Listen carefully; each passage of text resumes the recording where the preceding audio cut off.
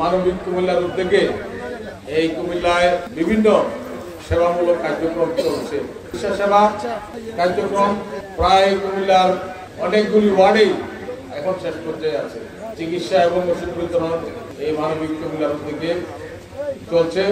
ইনশাল্লাহ আগামী দিনে কুমিল্লার সবকটি ওয়ার্ডে যেগুলি বাকি আছে সেগুলিতে করা হবে। এবং আজকে এই খাদ্য বিতরণী অনুষ্ঠানে যারা এসছেন আমি তাদেরকে বলবো যে আপনারা যাদের সামর্থ্য আছে তারা না নিয়ে যাদের সামর্থ্য নেই, যারা অর্থ কষ্টে দুর্বল, তাদেরকে যদি আমরা সহযোগিতা করতে পারি তাহলে আমাদের এই প্রচেষ্টাটা সফল হবে। এখানে যারা আছেন এই বিতরণী কার্যক্রমে তারা সকলেই চেষ্টা করবেন যাতে সবচেয়ে অসহায় যে লোকটি সে যাতে পায়। আমাদের নিজেদের মধ্যে কোনো আত্মীয় স্বজন, বন্ধু বান্ধব এই ধরনের কেউ যাতে না পায় সেদিকে আমাদেরকে খেয়াল রাখতে হবে। এই সংগঠন আমরা কোনো অবস্থাতে রাজনৈতিকভাবে আমরা কর্মকাণ্ড পরিচালনা করি না।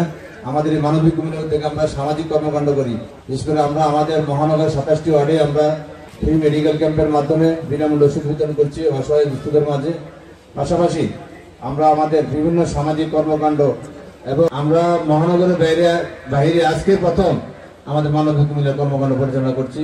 এবং আমরা আপনাদেরকে কথা দিচ্ছি, আমরা পর্যায়ক্রমে মহানগরের শেষ করে আমরা কুমিল্লা দক্ষিণ জেলার প্রত্যেকটি উপজেলায় আমরা আমাদের এই মানবিক কুমিল্লা কর্মকাণ্ড আমরা আস্তে আস্তে সত্যিকারে আমরা পুরো কুমিল্লা ব্যাপী আমাদের কর্মসূচি আমরা পরিচালনা করব। সেজন্য আমরা সবাই সহায়তা চাই, সবাই সাহায্য এবং সবার অবস্থান থেকে আপনারা এগিয়ে আসবেন।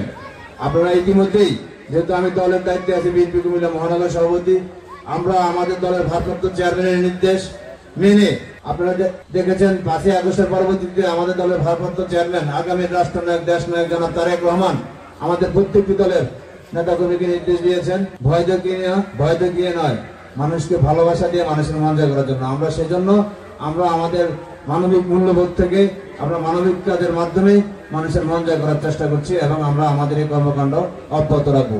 এবং আমরা আশা করি সমাজে যারা রাজনীতিবিদ আছেন সকল শ্রেণী পেশার মানুষকে আমরা উদাত্ত আহ্বান জানাবো যে আমরা সবাই আসেন, আমরা দল মত নির্বিশেষে সবাই আমরা অসহায় মানুষের পাশে দাঁড়াই।